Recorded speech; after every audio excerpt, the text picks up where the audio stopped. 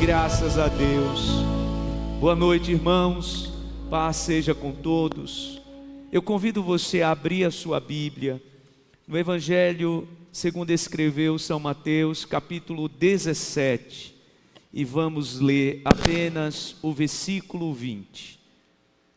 Mateus capítulo 17, versículo 20. Que Deus abençoe a sua vida, você que está aqui, você que está em casa. Que Deus abençoe sua família. Essa é a nossa noite da vitória. Isso é um culto especial para a gente buscar renovo da parte de Deus e vitória para as nossas vidas. E eu tenho certeza que o Senhor tem uma palavra de vitória para a tua vida. Você crê nisso?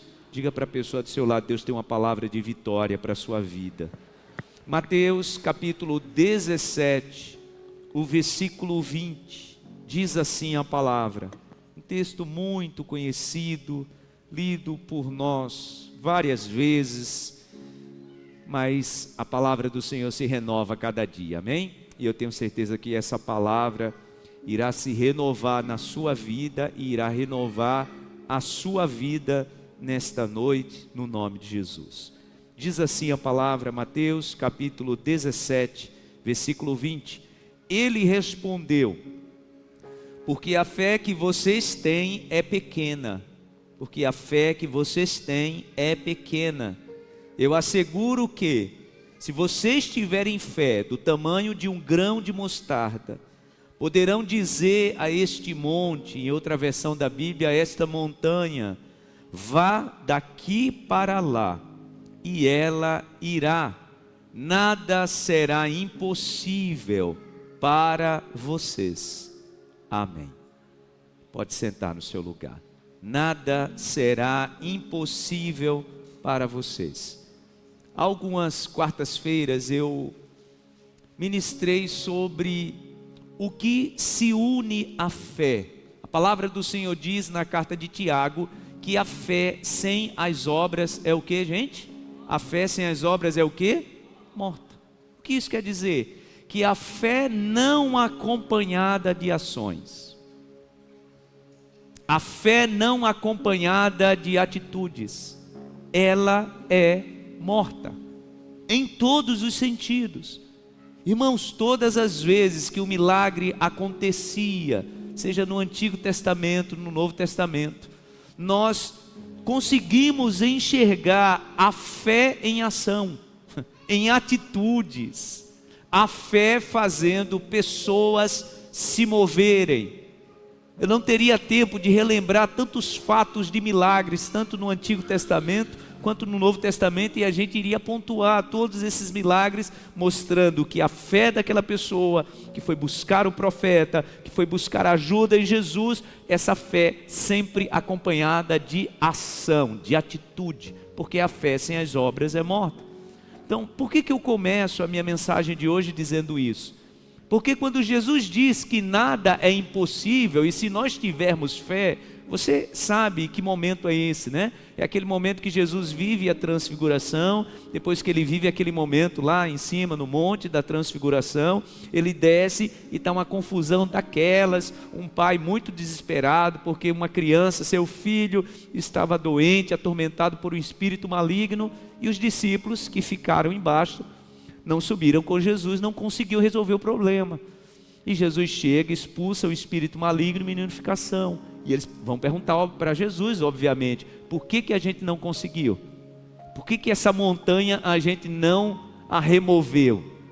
Por que rapidinho o Senhor resolveu? Jesus então explica para eles: porque a fé de vocês ainda é pequena.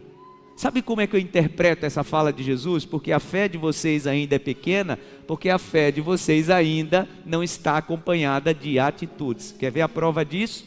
Quando ele diz, olha, se vocês tiverem a fé como um grão de mostarda, em uma versão da Bíblia diz do tamanho, em outra versão diz como o grão, né? Aí tem várias explicações teológicas, né, sobre por que Jesus fez essa comparação, mas ele diz, olha, vocês não resolveram porque a fé de vocês é pequena. Porque se vocês tiverem fé como o grão de mostarda, vocês vão dizer a essa montanha, sai daqui e vai para lá, e ela vai. Porque nada é impossível. Aí o que é que ele diz depois? Para você perceber que a fé sem ser acompanhada de atitude, ela é morta. Ele diz depois, porque essa casta aqui, essa espécie de demônio, só sai se você tiver uma vida de oração e se você tiver uma vida de jejum. Ou seja, a minha fé tem que se unir a quê? A minha atitude de oração e uma vida de consagração. A fé gerada a partir de ações. Está aí a explicação de Jesus. Sabe por que vocês não conseguiram remover a montanha?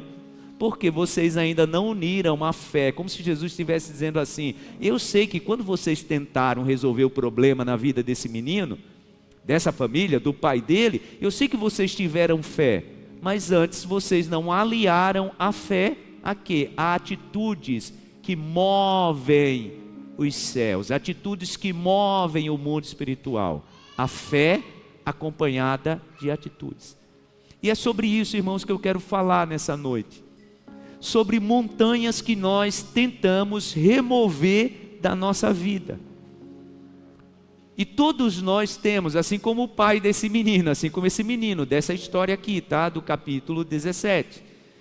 A palavra diz que esse menino, ele era atormentado. Esse menino, ele vivia sendo jogado no fogo e na água. Imagina o desespero desse pai. Jesus consegue remover essa montanha de problema na vida dessa família. Os discípulos não conseguiram. E todos nós, irmãos, em algum momento temos uma montanha para remover da nossa vida, seja da nossa vida emocional, seja do nosso casamento, seja na nossa vida espiritual. E eu quero nessa noite trazer para você alguns princípios que nós precisamos seguir, assim como Jesus indicou aos seus discípulos, dizendo, se vocês continuarem com essa fé pequenina, vocês não conseguirão resolver problemas assim. Se a fé de vocês, ela não for acompanhada de atitudes, de ações, vocês não conseguirão remover outras montanhas que aparecerão na frente de vocês. Porque, irmãos, nós precisamos entender que essa é a nossa realidade da nossa vida aqui na terra. Nós vamos enfrentar, sim, muitas montanhas de dificuldades, de desafios e de problemas, mesmo andando com Jesus.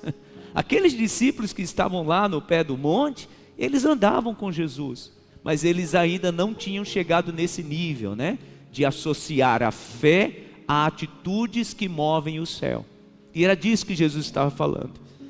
E eu quero correlacionar essa história com outro homem que desenvolveu no seu coração durante mais de 4 décadas o desejo de enfrentar uma montanha. E ele resistiu ao tempo.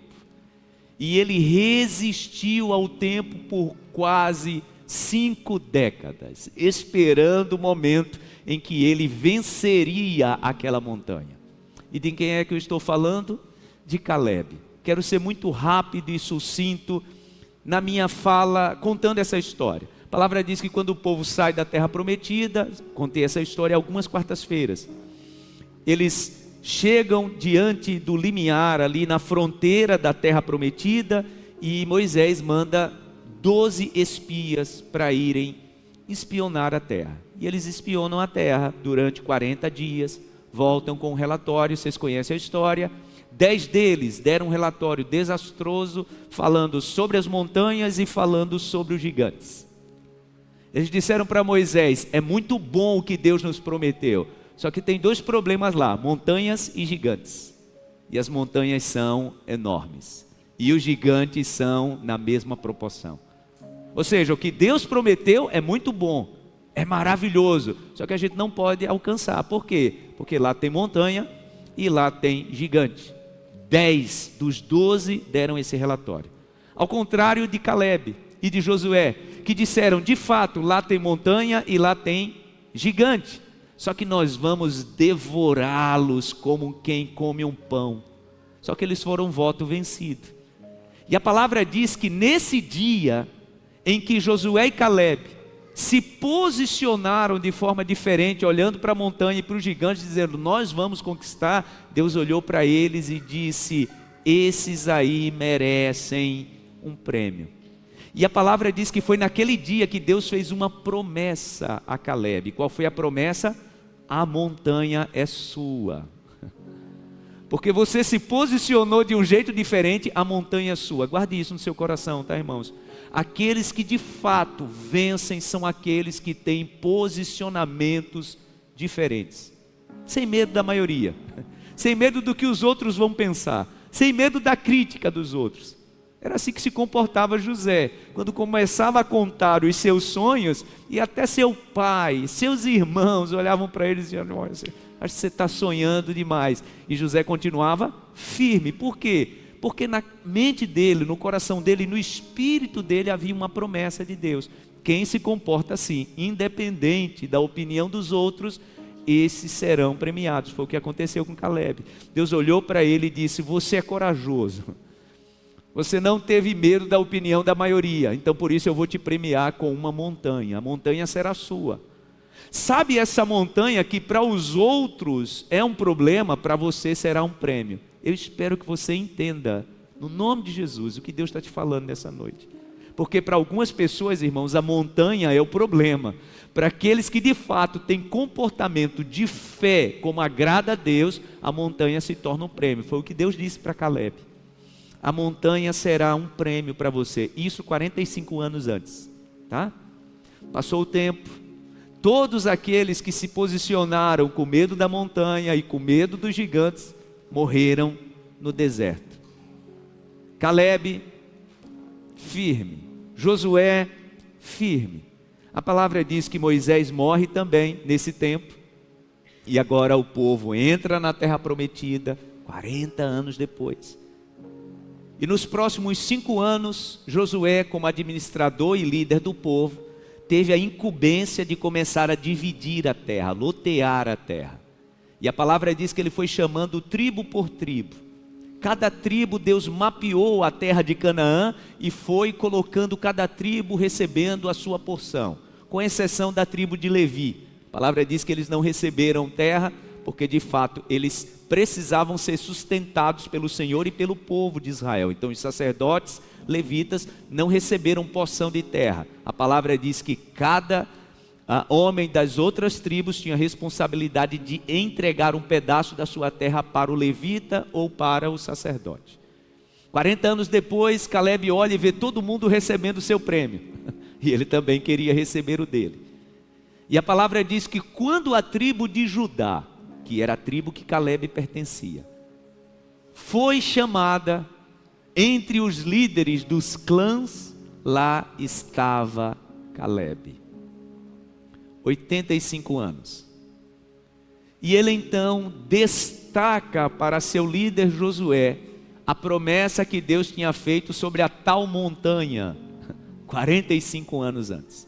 E eu quero convidar você para a gente ler junto rapidamente, porque eu quero extrair lições sobre o homem que olhou a montanha como prêmio, não como desafio.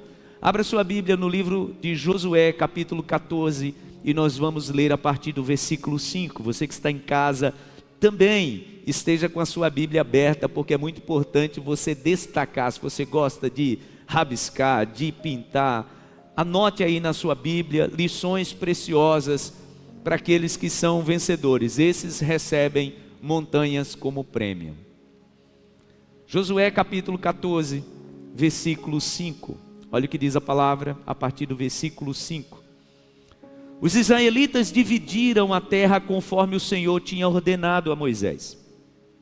Os homens de Judá vieram a Josué em Gilgal, e Caleb, filho do quenezeu Jefoné, lhe disse: você sabe o que o Senhor disse a Moisés. Irmãos, percebem que não foi uma decisão de Moisés, foi o próprio Deus que fez questão de dizer que aquela montanha era dele por causa da atitude que ele teve 45 anos antes. Olha o que a palavra diz. Você lembra o que o Senhor disse a Moisés, homem de Deus, em Cades Barneia, sobre mim e sobre você. Só os dois tinham se mantido de pé, né, gente? Quase 50 anos depois, só os dois tinham resistido. Todo o restante tinha perecido no deserto, morreu. O deserto engoliu. As agruras e os desafios do deserto engoliram o restante. esses dois estavam de pé. Eu espero que você esteja entendendo. Tem uma máxima no mundo das lutas, principalmente, né, do pugilismo, que diz que vence quem permanece em pé por mais tempo. Às vezes nem é o melhor, tá? Vence quem permanece em pé por mais tempo. Às vezes nem é o melhor. Irmãos, essa é uma máxima para a nossa caminhada de fé. Por que muitas pessoas naufragam no meio do caminho? Por que muitas pessoas desistem? Por que muitas pessoas estão hoje até revoltadas com Deus? Sabe por quê? Você não conseguiu resistir ao tempo. Não sei se você assistiu a minha mensagem de domingo. Eu trouxe um pouquinho dos 19 anos que eu vivi desde o meu acidente. Domingo, dia 4 de maio, eu completei 19 anos que o Senhor me deu uma nova vida. E eu fiz uma mensagem bem rápida sobre lições que eu aprendi nos 19 anos. E sabe qual foi a maior lição que eu aprendi? A maior lição que eu aprendi é que fica de pé quem quer permanecer vivo. Era assim que os médicos diziam. Sabe por que você está sobrevivendo, Zoar? Porque você quer viver. Quem é daqui da área de saúde sabe. Uma pessoa muito grave de saúde, se essa pessoa desistir de viver, mais de 60% do seu tratamento está comprometido. Fica vencedor quem fica de pé por mais tempo. A palavra está dizendo aqui que a promessa que ele recebeu foi 45 anos antes. Vamos voltar? Versículo de número 7. Eu tinha 40 anos quando Moisés, servo do Senhor, enviou-me a Cades Barnea para espionar a terra. Eu lhe dei um relatório digno de confiança, mas os meus irmãos israelitas que foram comigo fizeram o povo desanimar-se de medo. Eu, porém, fui inteiramente fiel ao Senhor, o meu Deus. Por isso, naquele dia, Moisés me jurou: certamente a terra que você pisou será uma herança perpétua para você e para os seus descendentes, porquanto você foi inteiramente fiel ao Senhor, o meu Deus. Pois bem, o Senhor manteve-me vivo, como prometeu, e foi há 45 anos que ele disse a Moisés, quando Israel caminhava pelo deserto. Por isso aqui estou hoje com 85 anos de idade. Ainda estou tão forte como no dia em que Moisés me enviou. Tenho agora tanto vigor para ir à guerra como tinha naquela época. Dei-me, pois, a região montanhosa, que naquela ocasião o Senhor me prometeu. Tem outra versão da Bíblia que eu gosto mais que diz: dei-me a minha montanha. E outra versão diz: dei-me o monte, porque foi Deus que disse que ele seria meu. Olha que coisa, né? 45 anos antes eles olhavam para os montes e para os gigantes e só viam o quê? Desafio, dificuldade. Eles tinham medo. Caleb olhava para a montanha e tinha prazer, esperança, alegria. Domingo, quando eu contava sobre o meu testemunho, sobre coisas que eu aprendi nesses 19 anos, eu dizia algo que eu espero que quem ouviu tenha captado e tenha levado isso como lição para a sua vida. Eu disse, irmãos, que todas as vezes que a minha médica, a equipe médica dizia para mim: vamos tentar isso, tem um tratamento novo, vamos tentar. Eu dizia: vamos. Não sabia nem o que era, não sabia nem se ia dar certo.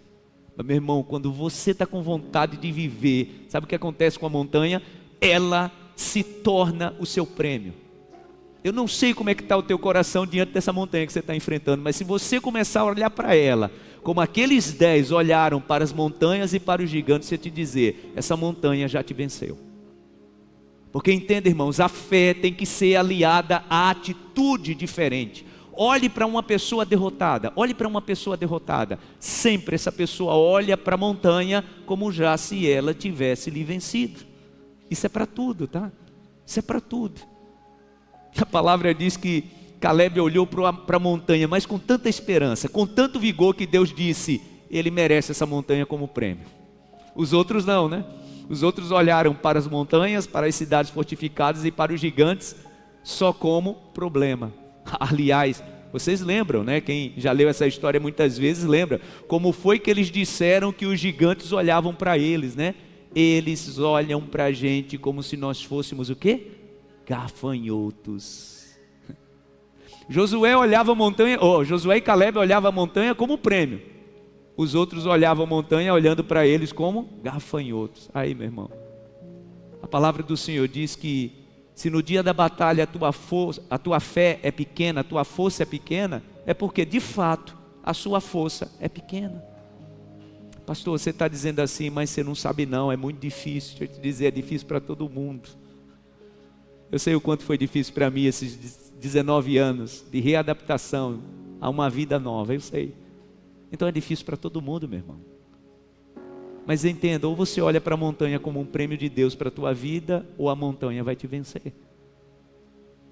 Sabe por que esse homem está recebendo essa montanha como prêmio? Porque o olhar dele foi diferente. Jesus tentando ensinar isso, olhe para mim. Ele disse assim: os olhos são a candeia do corpo.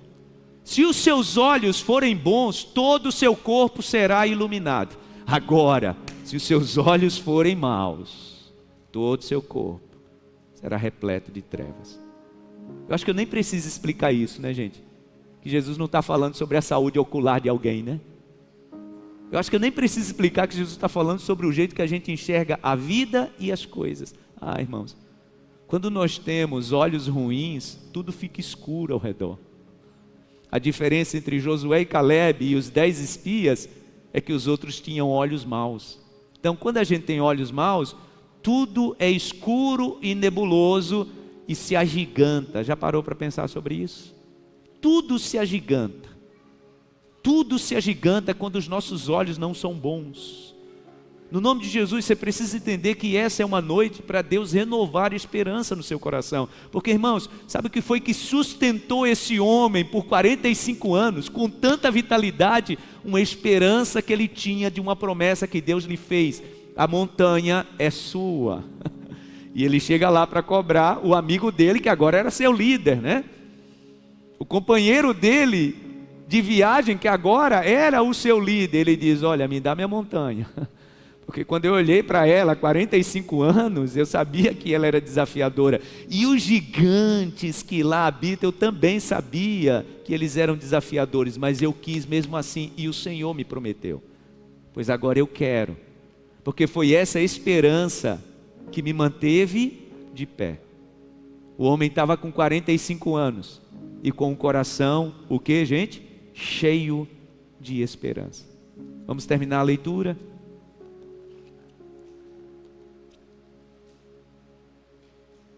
Pois bem, versículo 10, o Senhor manteve-me vivo como prometeu, e foi há 45 anos que ele disse a Moisés, quando Israel caminhava pelo deserto: por isso estou aqui, com 85 anos de idade, ainda estou tão forte como no dia que Moisés me enviou. Tenho agora tanto de vigor para ir à guerra como tinha naquela época. Dei-me, pois, a região montanhosa que naquela ocasião o Senhor me prometeu. Na época você ficou sabendo que os Enaquins lá viviam com suas cidades grandes e fortificadas. Ele estava falando de quem, gente? Dos gigantes. Mas se o Senhor estiver comigo, eu os expulsarei de lá, como ele prometeu. Então Josué abençoou Caleb, filho de Jefoné, e lhe deu Hebrom por herança. Por isso até hoje Hebrom pertence aos descendentes de Caleb, filho do quenezeu Jefoné, pois ele foi inteiramente fiel ao Senhor, o Deus de Israel. Hebrom era chamada Kiriat Arba, em homenagem a Arba, o maior dos Enaquins, e a terra teve descanso da guerra. Em outra versão diz: e a terra teve paz. Eu quero rapidamente, antes da gente ter um tempo especial de oração, destacar para você alguns fundamentos que nos fazem ou nos farão vencer a nossa montanha. Eu tenho a minha, você tem a sua. Possa ser que nesse momento da sua vida, e o motivo de você estar aqui nesse culto da quarta da vitória, seja exatamente esse: a montanha te impulsionou. Fazia tempo que você nem via na igreja, e a montanha te impulsionou. Vai lá orar para ver o que é que Deus te diz. Pois é, eu quero te falar sobre alguns fundamentos que vai fazer você vencer essa montanha. Primeiro, vença o desgaste do tempo. Se você não vencer o desgaste do tempo, você não vai conseguir contar suas vitórias. Sabe quem são os perdedores, gente? Quem fica pelo meio do caminho. Aquele que não resiste mais uma etapa. por isso que os casamentos acabam. É por isso que a pessoa pede demissão. É por isso que igrejas fecham a porta. É por isso que pessoas sucumbem e pedem ao Senhor para levá-las. Foi assim com o profeta Elias, né? Na conta de Elias, Senhor, meu tempo acabou. Deus olhou para ele e disse: não, Elias, você ainda tem 3 missões para realizar, seu tempo não acabou. Ou seja, Elias estava querendo baixar a guarda antes do tempo que Deus tinha determinado. Gente, o homem resistiu 45 anos porque ele tinha uma promessa: aprenda a vencer o tempo. Quando nós aprendemos, irmãos, a vencer o tempo, nós seremos sim gratificados, abençoados, receberemos toda a promessa que o Senhor estabeleceu na nossa vida. Só que você precisa resistir o desgaste do tempo. É interessante que no capítulo 4, no versículo 10, ele diz: foi Deus quem me manteve vivo. Eu estou aqui, meu líder Josué, eu estou aqui te pedindo minha montanha porque foi Deus quem me manteve vivo. Nos últimos 45 anos o Senhor me manteve vivo. Todo o restante morreu no deserto, eu não. Eu estou vivo porque eu quero minha montanha. Só vence, irmãos, quem resiste ao desgaste do tempo. Quem sabe, você que está aqui, tem coisa que você já orou muito na sua vida, mas você já parou de orar porque você se cansou. Ou seja, o desgaste do tempo te venceu.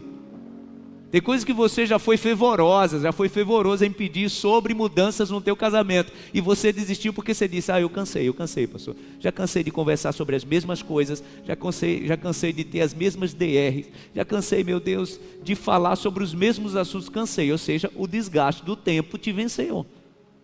Fica de pé, irmãos, quem vence o desgaste do tempo. Todos os 10 espias foram engolidos pelo deserto. E entenda, tá, irmãos? A vida que nós vivemos é um deserto árido e causticante. Todos nós. Só que nesse deserto a palavra diz que o Senhor fez Caleb continuar vivo e com vitalidade. Por quê? Porque no seu coração tinha uma chama de esperança. Deixa eu te perguntar algo nessa noite. Como é que está a esperança no teu coração? Sobre aquilo que você tem pedido a Deus. Como é que está essa esperança? Porque deixa eu te dizer, se a chama apagar, você não vai ter nem mais coragem de se ajoelhar para orar. É tão difícil, irmãos, quando nós estamos nessa situação. E eu sei, porque já vivi momentos assim, que o tempo ele vai sugando a gente no deserto, né? Vai minando as nossas forças. Tem hora que a gente não tem nem mais forças para orar. Lembra da história de Ana? Ana, a mãe de Samuel? A palavra diz que todo mundo na festa estava festejando e ela estava lá, no cantinho do tabernáculo, e a palavra diz que ela orava e pedia a Deus um filho, anos após anos após anos. E a palavra diz que naquele ano em que ela recebeu a resposta, ela não conseguia nem mais falar, ela só balbuciava, a ponto do sacerdote Eli achar que ela estava bêbada. Será que estava cansada? Tem hora que a gente está cansado que a gente nem consegue mais falar. A gente só chora. A gente só diz para o Senhor: já orou assim? Eu já orei assim: Senhor, o Senhor já sabe do que eu preciso. Tem hora que o cansaço é tanto que a gente só diz assim: o Senhor já sabe. O Senhor já sabe até o que eu vou pedir. Então faça alguma coisa. Deixa eu te dizer, se a tua oração está nesse nível, não pare, continue só dizendo isso, mas não deixe o tempo desgastante do deserto tirar de você aquilo que Deus te prometeu que vai te dar. Porque se a gente resistir ao tempo, o Senhor vai nos premiar. Diga graças a Deus. Diga para a pessoa do seu lado: vença o desgaste do tempo.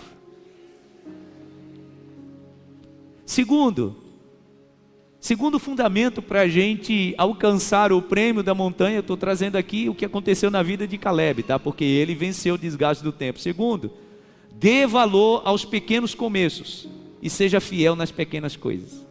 Eu acho demais, porque ele diz assim: olha, quando o meu líder Moisés me deu uma simples tarefa de espionar a terra, eu fui fiel inteiramente. E o relatório que eu entreguei foi um relatório digno de confiança.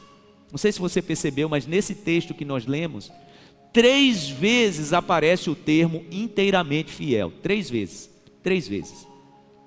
Uma vez é ele dizendo, uma vez é o próprio Caleb dizendo, eu fui inteiramente fiel. Depois é ele dizendo que Moisés falou a respeito dele, ele foi inteiramente fiel. E lá no final, quem escreveu as crônicas de Josué diz assim, olha, ele recebeu o seu prêmio porque ele foi inteiramente fiel. Esse é o segredo, tá? Ser fiel nas pequenas coisas. Quantas pessoas, irmãos, que não estão dando graças a Deus, falei sobre isso aqui domingo, né? Sobre gratidão nas pequenas incumbências, nas pequenas tarefas. Tem gente que está reclamando porque o emprego que você está não está te honrando. A palavra do Senhor diz que quem é fiel no pouco é colocado aonde, gente? No muito. Mas se o tempo está te desgastando nesse pouco aqui, sabe o que vai acontecer? Deus não vai olhar para você, olhar para mim e enxergar a gente digno de receber o quê? A montanha. Sabe por que esse homem recebeu esse prêmio, gente? Porque a palavra diz que quando ele recebeu uma simples tarefa de olhar a terra, ele fez isso com sinceridade, com fidelidade. Ele foi fiel nos pequenos começos. Irmãos, quem é fiel nos pequenos começos, o Senhor lhe honrará. Às vezes a gente está olhando para alguém, né? E está se inspirando na vida dessa pessoa, porque você está olhando a vida dessa pessoa, uma fotografia hoje. Olhe para a vida dessa pessoa e retorne 15, 20 anos. Aí você vai ver como foi que essa pessoa agiu em fidelidade. A tudo, tá? A tudo. Em relação à sua fidelidade ao Senhor, em relação à sua fidelidade aos seus pais, em relação à sua fidelidade à sua liderança. Olhe, porque quem é fiel no pouco, a palavra diz que o Senhor lhe coloca no muito. Esse é o segundo fundamento. Por que que Caleb resistiu? Porque a palavra diz que no pequeno começo, no começo simples, ele foi fiel. Terceiro, mantenha o vigor e a vontade, e a vitalidade virá. É isso. Mantenha o vigor e a vontade. Esse homem, 45 anos depois, chega com a mesma vontade e diz, eu quero a montanha. Não se preocupe, você não vai nem precisar me ajudar com o exército. Porque eu estou com 85 anos, mas eu estou com a mesma força que eu tinha quando tinha 40. Nem se preocupe, eu e minha família é a gente que vai vencer os gigantes. Será que manteve a vontade firme? O que aconteceu? Deus, irmãos, foi revitalizando. E entenda, tá? Olhe para mim. Vitalidade não vem de fora para dentro. Vitalidade vem de dentro para fora. Não é medicação que você toma. Eu olho hoje, irmãos, e eu vejo, principalmente essa geração, essa juventude, meu Deus. É uma juventude, gente, que parece que está cansada da vida. Você já viu como é? Sem esperança. Aliás, o mundo tem trabalhado, tá? Para vocês jovens viverem assim. Parece que, gente, se perguntar para um jovem hoje, e aí, o que é que você pensa no futuro? É muito raro você ver, ouvir um jovem com um coração pulsando de esperança. Ah, pastor, mas no mundo que a gente está, no país que a gente está, meu irmão, esperança e vitalidade não depende do lugar. Esse homem estava no deserto. Ele olhava para tudo ao seu redor, era tudo árido, e ele só olhava para a sua montanha e dizia, essa montanha será minha, não importa quanto tempo. E Deus foi revitalizando a sua vida, revitalizando a sua vida. Eu fico muito feliz quando eu vejo pessoas ainda na maturidade, chegando na idade de maturidade e ainda produzindo muito. Aqueles que são mais ligados nesse tipo de notícia, essa semana a gente viu a notícia que abalou o mercado financeiro, né? Warren Buffett, ele se aposentou. O homem que é considerado o maior investidor do mundo, né? 94 anos. 94 anos. E alguém pode pensar, ah, pastor, ele não aproveitou a vida. Não aproveitou e muito. Aliás, Warren Buffett sempre foi um exemplo de vitalidade. Um homem cheio de princípios. Aliás, ele disse agora que grande parte da sua fortuna ele vai doar tudo para a filantropia, porque ele disse que construiu riqueza exatamente para isso, para ajudar as pessoas. 94 anos, uma vitalidade que você olha para ele e olha para alguns jovens e diz, ele está com mais vitalidade de alguns jovens. Irmãos, nós precisamos, entenda, se nós não olharmos para a nossa vida, para a nossa nação, para o mundo, se nós não olharmos com um coração cheio de vitalidade, nós seremos engolidos por esse deserto. E entenda, tá? Olhe para mim, Aqueles que estão gerando maldade querem exatamente isso. Querem que a gente desista do nosso país, querem que a gente desista da nossa educação, querem que a gente desista das nossas crianças, querem que a gente desista dos nossos jovens. Não se preocupe, tá? Que tem gente trabalhando em engenharia social exatamente para isso, para ir nos desgastando, para ver se a gente desiste. Deixa assim mesmo, os jovens são assim mesmo. Não, entenda, a mensagem que tem que sair do nosso coração para a próxima geração é: vocês precisam preparar um caminho de bênção para a geração que vem depois de vocês. Todas as vezes que eu olho para mim e me vejo vivo, porque o Senhor me deixou vivo, eu digo: meu Deus, enquanto tiver o último fôlego de vida, eu vou falar para essa geração que ela precisa olhar para frente com esperança. Que foi que manteve esse homem de pé, 45 anos depois, uma esperança, uma chama acesa, viva no seu coração: eu quero o que Deus me prometeu. Você está orando pelos seus filhos? Você está orando pela sua família?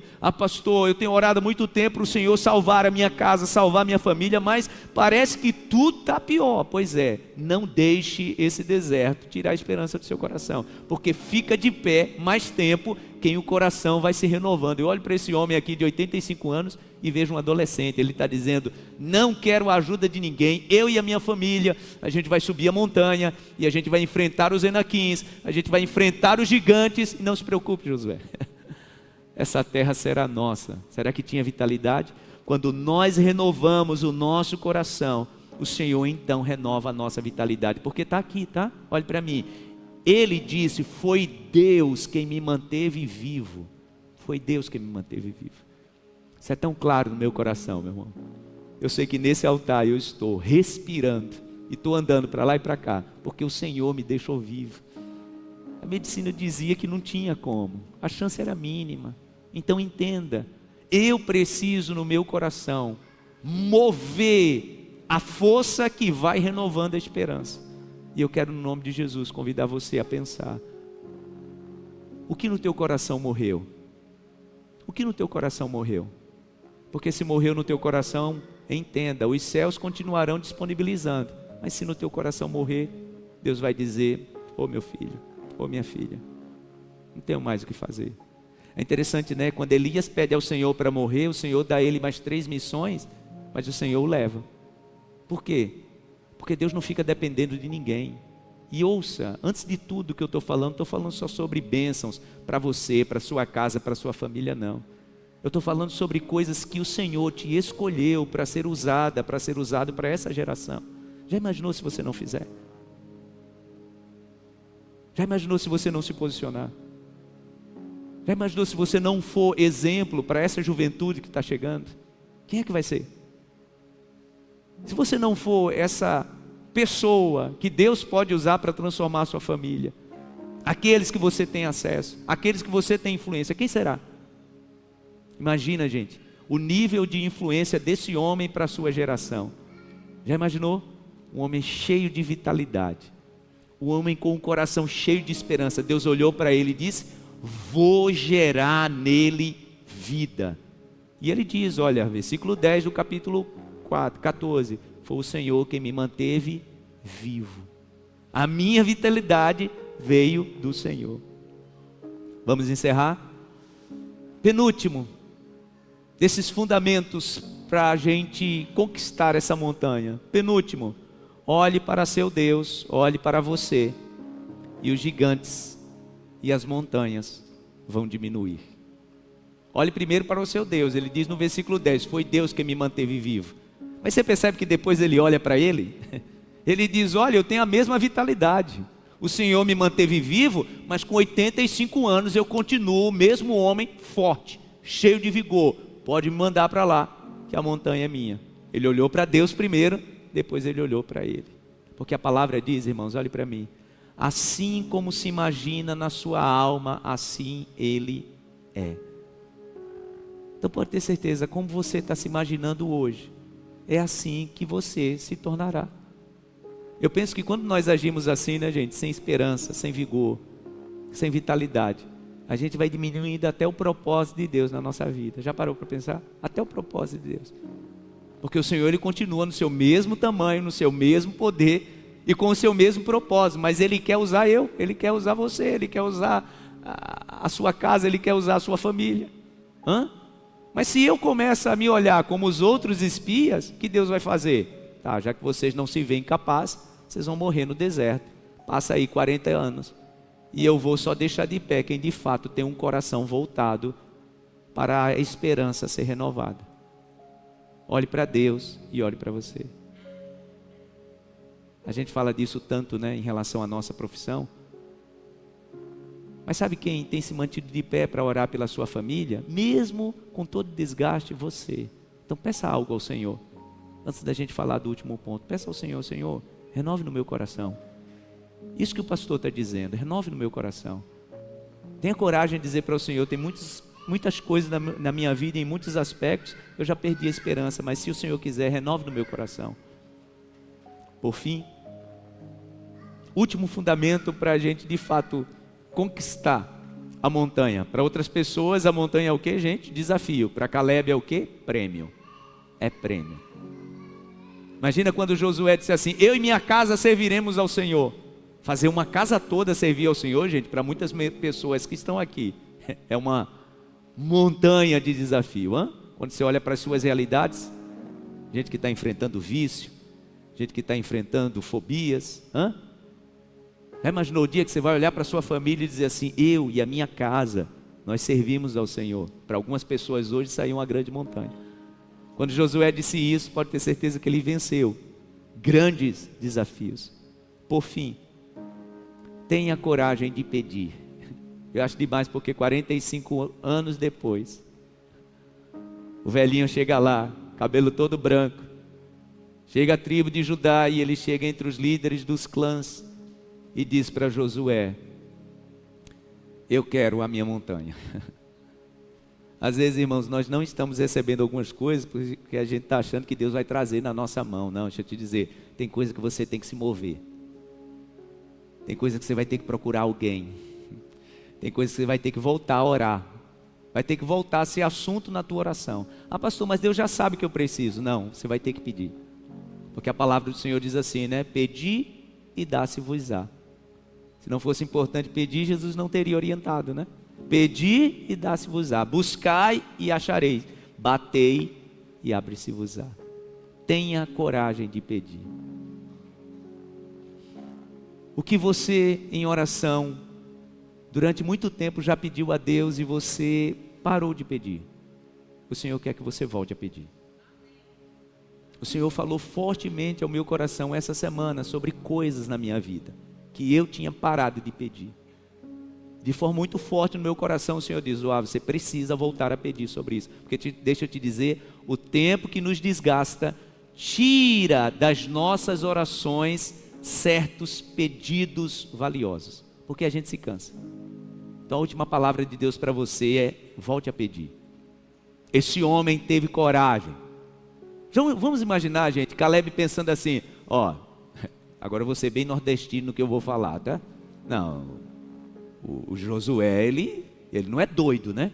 Ele ouviu o que Moisés falou a meu respeito. Ele sabe que a montanha é minha. Já imaginou? Então agora eu só vou esperar aqui para ver se ele vai me esquecer. Já imaginou? Tem gente que faz assim, tá?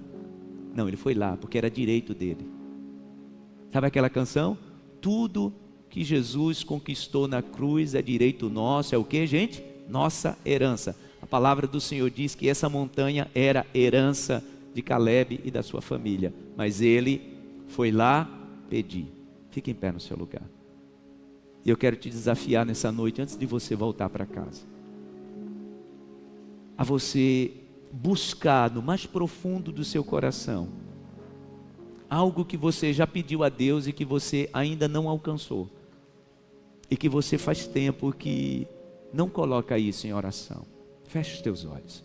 Se você puder, num gesto de fé, coloca assim as duas mãos na altura do teu coração. Feche os teus olhos. O que você parou de pedir?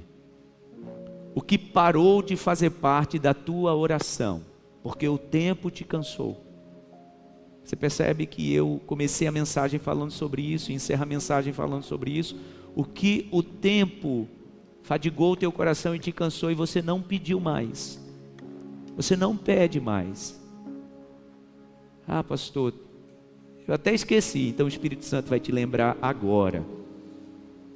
O Espírito Santo vai te lembrar agora sobre coisas que você pedia e você parou de pedir. Com as duas mãos na altura do teu coração, feche os teus olhos. Meu Deus, como nós vamos nos desgastando, como nós vamos, meu Deus, nos desgastando. O tempo vai tirando do nosso coração esperança, vai levando a nossa vitalidade, e isso vai retirando até orações, pedidos. Eu oro nesse momento por essa pessoa, que o Espírito Santo de Deus trouxe como uma luz, algo clareou no seu coração, meu Deus, algo clareou na sua mente, e veio uma imagem, veio uma frase completa, porque foi o Senhor quem prometeu, e aquilo que o Senhor promete, o Senhor nos deixa vivos para receber. Foi exatamente isso que Caleb disse, que o Senhor o manteve vivo, vivo, meu Deus, para receber o que o Senhor prometera. E aquilo para ele era uma herança. A tua palavra diz que aquela montanha para aquele homem, aquele senhor, era uma herança. A tua palavra diz que era uma herança perpétua, ou seja, ficou para ele e para a sua descendência. Tem coisas que nós estamos orando aqui, meu Deus, que não tem relação apenas com a gente. Depois que a gente partir, depois que a gente morrer, o Senhor continuará trazendo isso sobre os nossos filhos e netos. Tem promessas que o Senhor tem para essa tua filha e para esse teu filho, que não vai terminar nessa geração. O Senhor vai trazer de forma tão contundente, que isso vai alcançar as próximas gerações. Mas nós precisamos, meu Deus, renovar o nosso espírito. Eu olho para esse homem de 85 anos e eu vejo com o espírito renovado. Sua vitalidade, o seu corpo, a sua mente, o seu coração, tudo foi renovado, revitalizado, porque ele não deixou morrer a esperança e a promessa que o Senhor tinha feito. Eu oro nesse momento por orações esquecidas. Eu oro nesse momento, meu Deus, por pedidos que foram deixados de lado, porque essa pessoa se cansou. Eu oro também por pedidos que foram deixados de lado, porque essa pessoa se decepcionou. Que seja nessa noite o tempo onde o Senhor está revitalizando a nossa mente, o nosso coração, a nossa alma, o nosso espírito, os nossos pedidos, a nossa oração, revitalizando a promessa que o Senhor fez. O Senhor é fiel para cumprir. Venha, meu Deus, e traga sobre nós esse renovo. Venha e traga sobre nós esse renovo dos céus, que é esperança no coração dessa tua filha, que é esperança no coração desse teu filho. Seja algo, meu Deus, do sobrenatural de Deus renovado nesta noite, porque o Senhor é fiel, o Senhor não falha nas suas promessas. Eu posso dizer categoricamente, o Senhor não falha nas suas promessas. Toda promessa que o Senhor fez, o Senhor cumpriu, e o Senhor há de cumprir. O nosso coração está posto em Ti, os nossos olhos estão postos em Ti, a nossa esperança está posta no Senhor. No Senhor nós nos alegramos, no Senhor nós nos alegramos e declaramos que somente em Ti vamos confiar. Não confiamos em homem, não confiamos em político, não confiamos em políticas públicas, não confiamos em ninguém, nós confiamos no Senhor. O Senhor até usa essas pessoas, meu Deus, para nos abençoar, mas o nosso coração e a nossa esperança está tão somente em Ti. Por isso somos renovados nesta noite, por isso a nossa fé é renovada, por isso a nossa esperança é renovada, por isso o nosso vigor é renovado, e é o Senhor quem nos manterá vivos.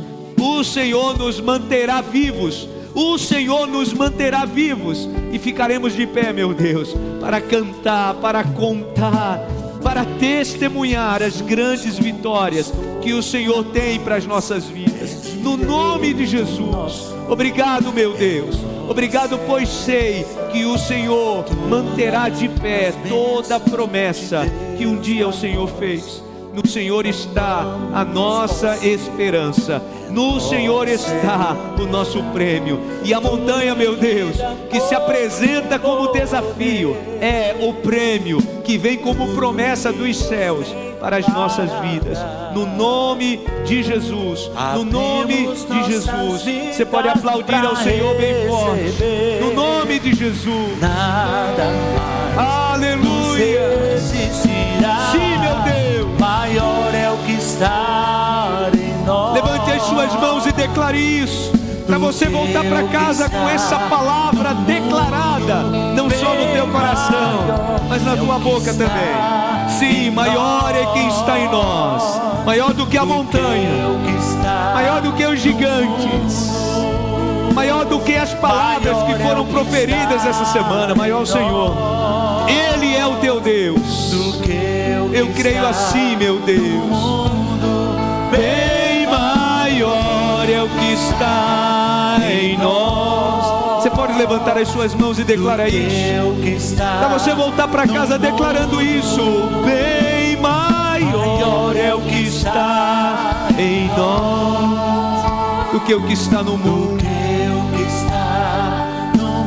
Tudo que Jesus conquistou, tudo que Jesus conquistou na cruz é direito nosso, é nossa herança. Sua família abençoada é um direito que Deus te dá.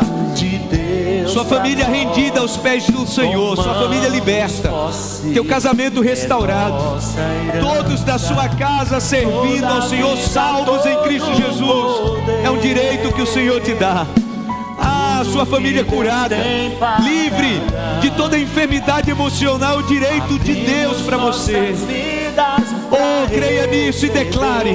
Você precisa pedir, você precisa pedir, você precisa declarar. Sim, meu Deus. Maior é o que está, maior é o que está em nós do que o que está no mundo. Bem maior é o que está em nós. Você pode levantar as suas mãos, procura a direção da tua casa e declara isso no nome de Jesus. Tenta achar mais ou menos a localização onde está a tua casa e declara isso. Lá tem muitas montanhas, lá tem muitos gigantes. Declare isso, mas declare com fé, sabe? Declare na fé que você aprendeu nessa noite com esse homem. Sim, meu Deus, maior é o que está em nós. Maior é o que está. Eu declaro isso sobre todo gigante que se levanta contra a vida dessa tua filha e desse teu filho, meu Deus. Maior é o que está em nós. Meu Deus, é assim que nos despedimos nessa noite. Obrigado pelo teu Espírito Santo que renova o nosso coração. Obrigado pela esperança. Não vamos parar de orar, não vamos parar de abençoar a próxima geração. O nosso coração continua cheio de vitalidade, cheio de fé, pois é o teu Espírito Santo que nos renova. Leva-nos em paz, leva-nos em paz, meu Deus, com essa palavra, renovando o nosso coração. Que no nome de Jesus, essa tua filha, esse teu filho saiam daqui, meu Deus, com um corpo renovado. Pessoas, meu Deus, que a desesperança estava atingindo o corpo, as articulações, os músculos. Essa pessoa não conseguia, meu Deus, nem se mover para orar. Que saia daqui com o renovo dos céus, sabendo que é o Senhor quem nos mantém vivos. Foi o Senhor quem manteve o teu servo vivo, o Senhor quem nos mantém vivos, com a mente ativa, com o coração ativo, com a alma ativa, porque sabemos que toda promessa que o Senhor fez, o Senhor vai cumprir. É com essa palavra de esperança que saímos deste lugar nessa noite. Leva-nos debaixo da tua paz, nos dá um restante de noite, meu Deus, abençoado. E no nome de Jesus, que os teus filhos tenham uma noite de sono tranquilo e reparador. Quando vierem, meu Deus, aquelas palavras que sempre costuma ouvir quando a gente coloca a cabeça no travesseiro, você ouviu aquilo, mas que o teu Espírito Santo traga paz, que o teu Espírito Santo acarinhe, que o teu Espírito Santo abrace. e que o quarto dessa tua filha, desse teu filho, seja um ambiente, meu Deus, totalmente tomado pelo Espírito Santo de Deus. Que no nome de Jesus a esperança se renove do momento que vamos dormir até o momento que a gente acorda, porque a tua palavra diz que em paz nós nos deitamos e levantamos, porque é o Senhor quem nos sustenta. Sim, meu Deus, é firmados nessa palavra que saímos daqui cheios do teu Espírito Santo, cheios do vigor dos céus, e é assim que vamos retornar para os nossos lares. Muito obrigado, te agradecemos. Que a graça do Senhor e Salvador Jesus Cristo, o amor de Deus, o nosso eterno Pai, a comunhão e a consolação do divino e eterno Espírito Santo esteja e permaneça sobre todos, hoje e sempre. Amém, amém e amém. Aplauda ao Senhor bem forte. Deus abençoe. Saia daqui declarando isso: maior é o que está em mim, maior é o que está em mim. Eu creio nisso. Deus abençoe. O que está no mundo, bem maior é o que está em nós do que o que está no mundo. Maior é o que está